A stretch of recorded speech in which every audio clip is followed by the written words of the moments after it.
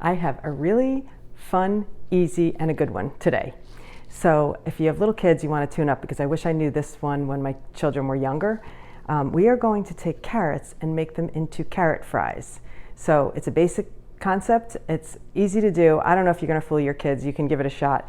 But I find this the most delicious vegetable to serve on the side. And it's very easy to make. So here we go. So if we're starting with roughly about a 9 or 10 inch carrot, we're going to peel it first. And then I'm going to take this and I'll cut it into 3 segments. The larger, the middle, and the smaller. The smallest part will just get split in half. The middle section I'll split into 4. And then the largest part, I'll do that into 6.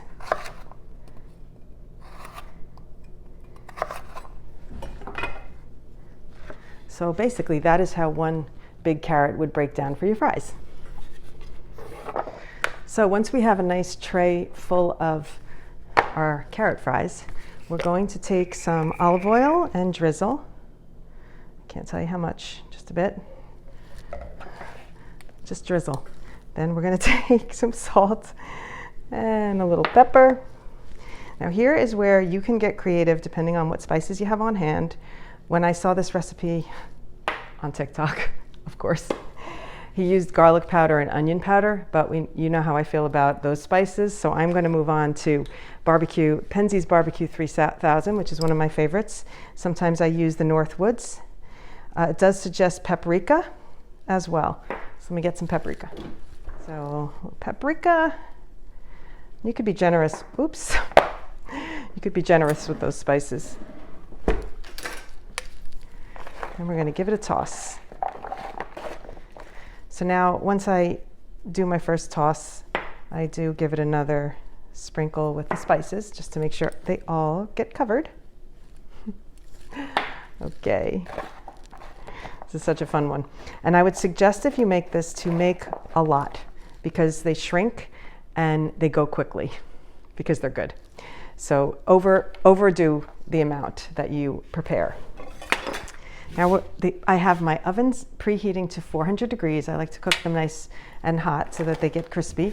I'll take a baking sheet and I'll line it with foil, and I will give it a spray with some cooking spray so they don't stick. And now you simply dump them onto the tray. You could organize them nicely, but it doesn't really matter.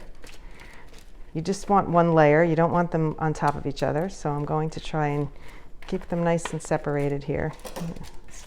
So I know if my mother was making these, she would line them up like a bunch of soldiers, but I don't have time for that. Sorry. So once they're all lined up on the tray, we're going to bake these at 400 degrees for about 30 minutes, and I will time it so we can get a more accurate reading on it. While those are baking, I'm going to make some little dipping sauce for the fries. I'm sure your kids will just want to eat it with ketchup, but this is a really tasty complimentary sauce. Sauce? I don't know if it's a sauce, but a dip. Let's call it a dip. And it really is just a scoop, let's say 2 big healthy scoops of mayonnaise with a smaller healthy scoop of mustard. So let me just show you the ratio. Now the ratio really, you can decide your own ratio because I like not a lot of mustard compared to mayo, but some people who are huge mustard fans might enjoy a heavier mustard flavoring. So do what you love and do you. But here's my dipping sauce, and I literally could just eat it off the spoon. Should I do that? Why not? Tasty. I'm using Grey Poupon Country Dijon with a regular good old Hellmann's mayonnaise, which I could eat by the spoonful. Sad but true. And this is a tasty sauce for the fries. All right, so those are going to bake, and I will be right back after a little kitchen boogie. I do my hair toss, check my nails. Baby, how you feeling? Hair toss, check my nails. Baby, how you feeling? Woo, child, tired of the bullshit, gone.